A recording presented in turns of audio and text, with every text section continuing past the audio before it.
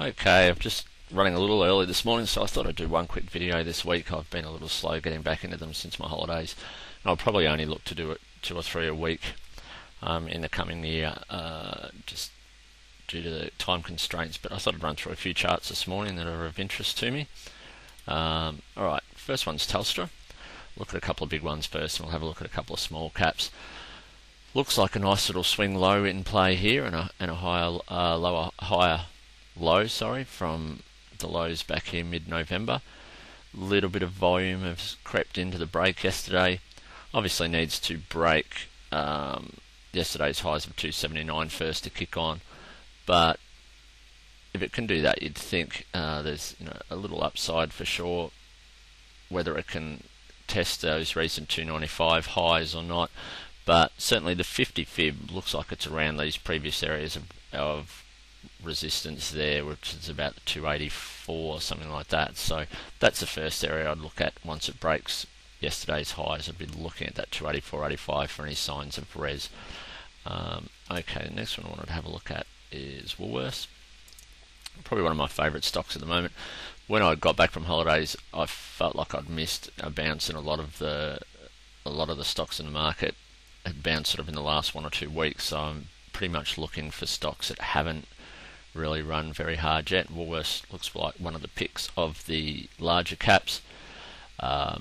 It's made a couple of higher lows over the last 12 months or so. It still looks pretty much like it's in a trading channel here, but each time it's dipped a little less. So that's kind of encouraging from a longer term view.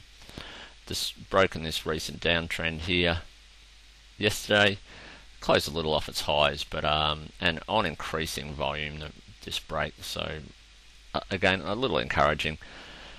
Areas of resistance to look at again.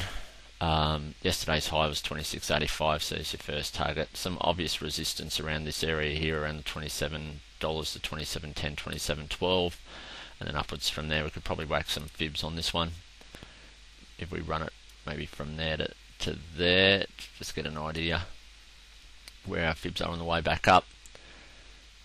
There's one up here which would roughly coincide with that support there, so you're looking at probably 27.50, 60, and then 50% up around the $28. So quite a lot of upside there if Woolworths can kick on in the coming months. Certainly one that I'll try and hold for a little longer than my normal short-term scalp, but it still keeps stops in play, of course. Alright, we'll look at a few smaller ones. PYC, there's a few that I mentioned on the Twitter yesterday.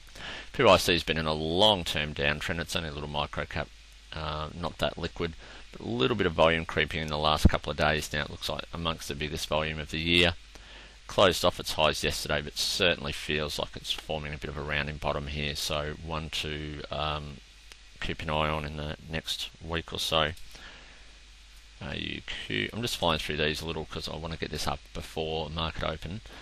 AUQ, another one that's testing recent resistance, so it's actually breaking recent resistance here. 30.5 was res, and then 31.5 was sort of the next level. So certainly this is the area that we want to see it kick through to have a chance to retest those recent 35 highs. Little volume starting to creep in.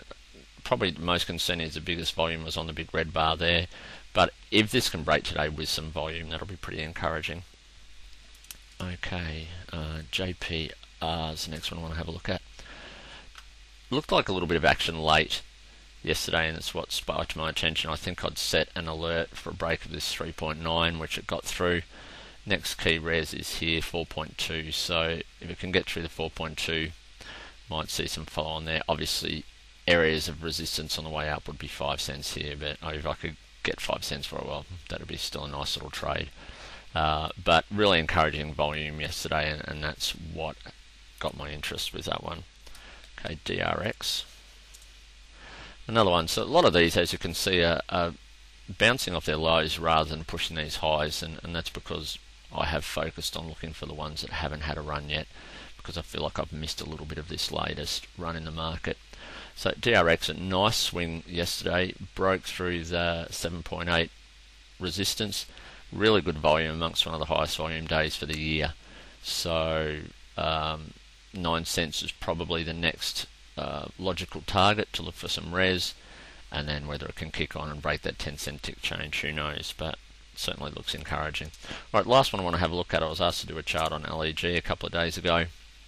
Certainly looks the goods at the moment. That's a 12-month chart.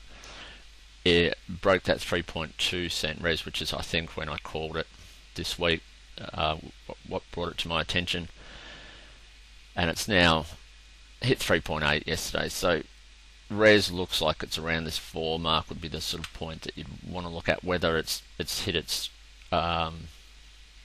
hit resistance for now, and we might get a little bit of a dip before it takes off again, who knows. Really strong volume in the last few days. I doubt I'd buy it up here, but I might be interested in, I'll certainly be interested in watching for a dip, and if it dips, retests this 3.2